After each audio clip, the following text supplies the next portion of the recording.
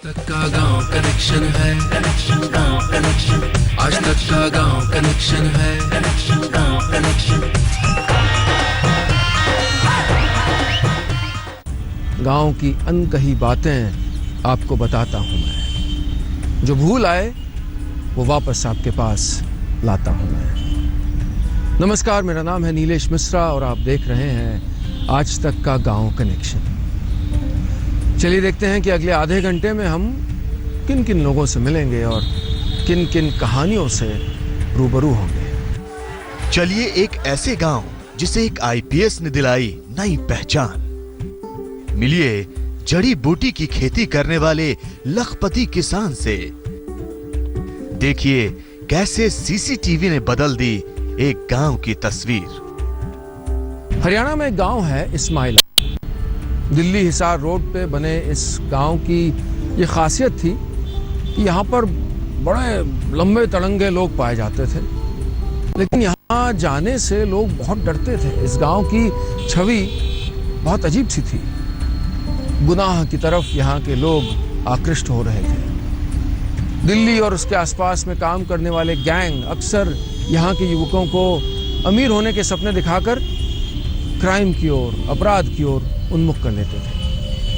लेकिन एक दिन यहाँ पर बदलाव की हवा आई। एक आईपीएस अधिकारी ने ऐसा प्रयास शुरू किया जिसने इस गांव की तस्वीर बदल दी, इसकी छवि बदल दी और यहाँ के इन युवाओं की जिंदगी बदल दी।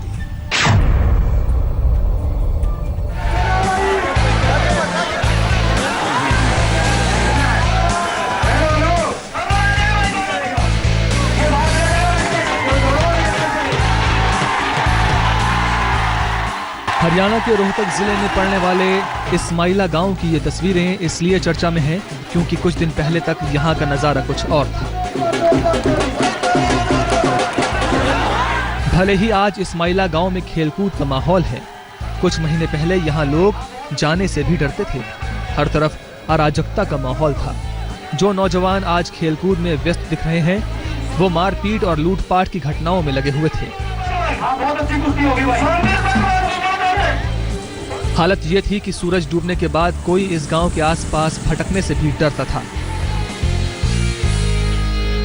गांव ही हम पुलिस अडॉप्ट कर ले मतलब उसके साथ इतना इंटरेक्शन बढ़ा है कि गांव बिल्कुल जुड़ जाए और क्राइम से दूर चला जाए। बेसिक पर्पस जो था विलेज अडॉप्शन का वो ये था कि जो यूथ क्राइम की तरफ जा रहा था मांडोठी में भी, उसको दूर करना। और अब वही चीज़ रोहतक रेंज के सभी ज़िलों में हो रही है। जैसे रोहतक में इस्माइला को हमने अडॉप्ट किया है। इस्माइला गांव के नौजवानों को रास्ते पर लाने के लिए सरकार की हर कोशिश बेकार गई। आखिरकार सरकार ने गांव को सुधारने का जिम्मा तेज तर्रार आईपीएस अफसर श्रीकांत जाधव को सौंपा। रोहतक रेंज के आईजी का पद संभालते ही श्रीकांत जाधव ने गांव को सुधारने का रोड मैप तैयार किया। सबसे पहले उन्होंने गांव को गोद लिया और यहाँ के नौजवानों के लिए कई खेलकूद प्रतियोगिताओं का आयोजन किया। यूथ जो है वहाँ का, जो शाम को ताश खेलता था या छेड़छाड़ या दूसरी चीज़ों में तरफ ध्यान देता था, वो सारा अभी इस्माइला कुश्ती के लिए जाना जाता था। यहाँ से बड़े बड़े पहलवान हुए हिंदुस्तान लेवल के, तो वो अब अखाड़ा एक हमने बनाया है। वहाँ पर रोज़ाना कुश्ती की प्रैक्टिस करते हुए नज़र आते हैं। जो मारपीट के या झगड़े के मामले थे उसमें भी पिछले 3 महीनों का ग्राफ क्राइम का देखे तो उसमें एकदम भारी गिरावट आई है। बहुत अच्छी मुहिम चलाई, गांव को गोद लिया आईजी ने, उनके साथ गांव ने सहयोग किया। भाई जो भी युवा साथी थे सबने बढ़ चढ़ कर भाग लिया उसमें। भाई गांव का बहुत कुछ सुधार हुआ है। शराबी तत्व थे, जो मतलब अपराधी थे, वो भी छुपने लग गए, भागने लग गए, क्राइम भी कम हुआ है। आईपीएस अफसर के गोद लेने के बाद गांव की तस्वीर तेजी से बदली। जो नौजवान मारपीट और दूसरे गलत कामों में लगे थे वो रास्ते पर आ गए। बदले माहौल के बीच समाज सेवी अन्ना हजारे ने यहां आकर युवाओं में नया जोश पैदा कर दिया।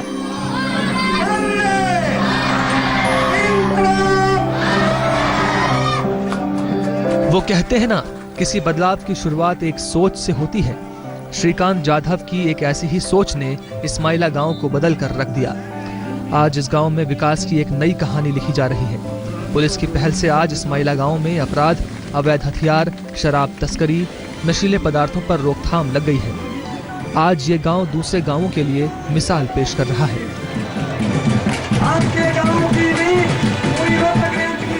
सुरेंद्र सिंह, रोहतक, आज तक। जिंदगी बदलने की सोच अक्सर मिलती है गांव में। ऐसी सोच जिससे आप चाहे शहर में रहते हो या गांव में बहुत कुछ सीख सकते हैं। उत्तर प्रदेश में एक गांव है नरोत्तमपुर। वहां पर एक किसान ने जो पारंपरिक खेती होती है उसका रास्ता छोड़ा और औषधीय दवाएं बनाने का काम उठाया।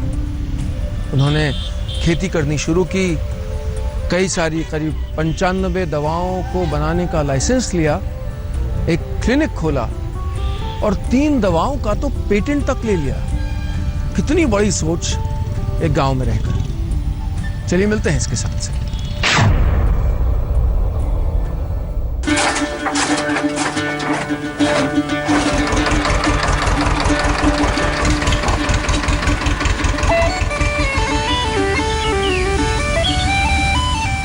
खेतों में लहलहा रही ये फसलें जड़ी बूटियों की हैं। वही जड़ी बूटी जिसका इस्तेमाल आयुर्वेदिक दवाओं में होता है। आप ये सुनकर हैरान रह जाएंगे कि परंपरागत खेती की जगह जड़ी बूटियों की खेती करके यूपी के सुल्तानपुर के एक किसान ने खेती को मुनाफे का सौदा बना दिया है। जड़ी बूटियों की खेती से 100 गुना तक मुनाफा कमाने वाले इस किसान का नाम है राम शिरोमणि वर्मा। सुल्तानपुर के नरोत्तमपुर गांव के किसान राम शिरोमणि ने करीब 20 साल पहले जड़ी बूटियों की खेती शुरू की थी। तो 1994 से हमने जड़ी बूटियों की खेती शुरू कर दी। सन 95 में अपने बड़े लड़के राजेश को महाराष्ट्र मैंने मूसली की खेती की ट्रेनिंग के लिए भेज दिया। जड़ी बूटियों की खेती शुरू करने के कुछ ही दिन बाद किसान राम शिरोमणि समझ गए कि फायदा तभी है जब खेती के साथ साथ आयुर्वेदिक दवाओं का प्रोडक्शन भी किया जाए। लिहाजा धनवंतरी आयुर्वेदिक संस्थान बनाकर घर पर ही दवाइयों का प्रोडक्शन भी शुरू कर दिया। उनके इस काम में हाथ बटाया उनके बेटों ने। पहले हम लोग यही खेती कर रहे थे। हम जलगांव जामोद गए थे, वहीं ट्रेनिंग किए थे मूसली की। उसके बाद यहाँ अपना ये पिताजी हमारे ज़्यादा जानकार थे, ये सब इनकी जानकारी थी पहले, इन्हीं के माध्यम से हम शुरू किए। 20 साल में मेहनत के दम पर इस किसान परिवार ने न सिर्फ 95 आयुर्वेद की दवाओं का लाइसेंस हासिल कर लिया है, बल्कि खुद की बनाई 3 दवाओं का पेटेंट भी करा लिया है। इस परिवार से प्रेरणा लेकर आसपास के किसानों ने भी जड़ी बूटियों की खेती शुरू की है। ये भैया ऐसा है कि ये जड़ी बूटियों से जो है हम लोग आर्थिक रूप से मजबूत हो रहे हैं। जैसे कि हम लोगों के यहाँ ओलावृष्टि होती है, दैवीय आपदाएं आती हैं, लेकिन इन जड़ी बूटियों पर उसका कोई विशेष असर नहीं पड़ता। किसान राम शिरोमणि वर्मा की एक सोच ने पूरे गांव में बदलाव की बयार बहा दी है। अब इस गांव के लोग नौकरी के लिए शहर जाने के बजाय गांव में ही रहकर जड़ी बूटी की खेती से अच्छा पैसा कमा रहे हैं। आलोक श्रीवास्तव, सुल्तानपुर, आज तक। गांव में रह के कितनी बुलंद सोच। ऐसी बहुत सी मिसालें मिलती हैं। एक मिसाल है पश्चिम बंगाल के मिदनापुर जिले के इस गांव में। यहाँ पर ग्रामवासियों ने अपनी जिंदगी को खुद ही और सुरक्षित और स्वच्छ बनाने का बीड़ा उठाया। जगह जगह पे यहाँ पर सीसीटीवी कैमरा लगे हुए हैं और गांव को साफ रखने की मुहिम और जुनून इतना कि कोई भी जगह जगह कूड़ा नहीं फेंक सकता, खुले में शौच भी नहीं जा सकता।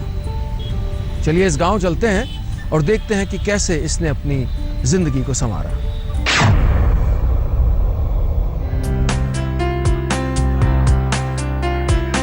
बनाने में जहां शाहजहां ने खजाना लुटा दिया, वहीं फैजुल कादरी ने अपनी जिंदगी भर की कमाई लगा दी। अफसोस, पैसे के अभाव में वो इसका निर्माण पूरा नहीं करवा पाए। बुलंदशहर के एक छोटे से गांव में बन रही इस इमारत की खबर जैसे ही मीडिया की सुर्खियां बनी, जिले के डीएम हकीकत जानने मौके पर पहुंची। बात सूबे के सीएम तक पहुंची तो उन्होंने कादरी साहब के जज्बात की कद्र करते हुए इमारत के पास ही एक स्कूल बनाने का ऐलान कर दिया। कादरी साहब ने मिसाल पेश करते हुए फौरन अपनी जमीन स्कूल के लिए दान कर दी। लड़कियों के स्कूल का मैं उनकी हालत देखता हूँ कि मेरे अड़ोस पड़ोस में कहीं दूर दूर तक लड़कियों का स्कूल नहीं है। हमारे खुद भांजी भांजी ये वो स्कूलों में जाते हैं, सुबह को जाते हैं और शाम को रात को आते हैं, और माहौल आजकल का ख़राब है। तो मैंने सोचा कि भाई मेरे गांव को और आस पड़ोस के गांव को भाई इतनी सहूलत हो जाएगी कि उनकी बच्चियां वहीं अच्छी तालीम पाएं।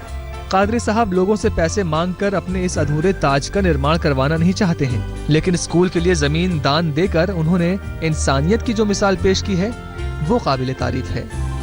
मुकुल शर्मा, बुलंदशहर, आज तक।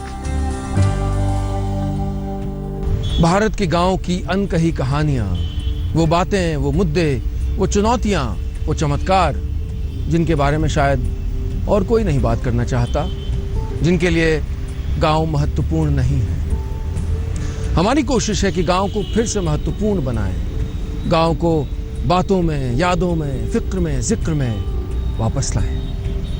यही हमारी कोशिश है और मुझे बड़ी खुशी है कि इस कोशिश में आप बहुत बड़ी संख्या में जुड़ रहे हैं। टीवी पे ये सफ़र निरंतर चल रहा है, अखबार पे गांव कनेक्शन अखबार के साथ यही हमारी कोशिश है कि भारत का उसके गांव से रिश्ता बना रहे, गांव से जुड़ी संवेदनाएं गहरी होती रहें। जो गांव के मुद्दे हैं, गांव की मुश्किलें हैं, जिनके बारे में कोई नहीं सुनना चाहता, कोई नहीं कहना चाहता, उनको मुखर रूप से कहा जाए। इस सफ़र का हिस्सा बनिए, क्योंकि अगर गांव है तो भारत है। अभी चलता हूं, जल्दी वापस लौटूंगा, क्योंकि आपको और हमको बनाए रखना है आज तक का गांव कनेक्शन। आज तक का गांव कनेक्शन है, गांव कनेक्शन। आज तक का गांव कनेक्शन है, गांव कनेक्शन।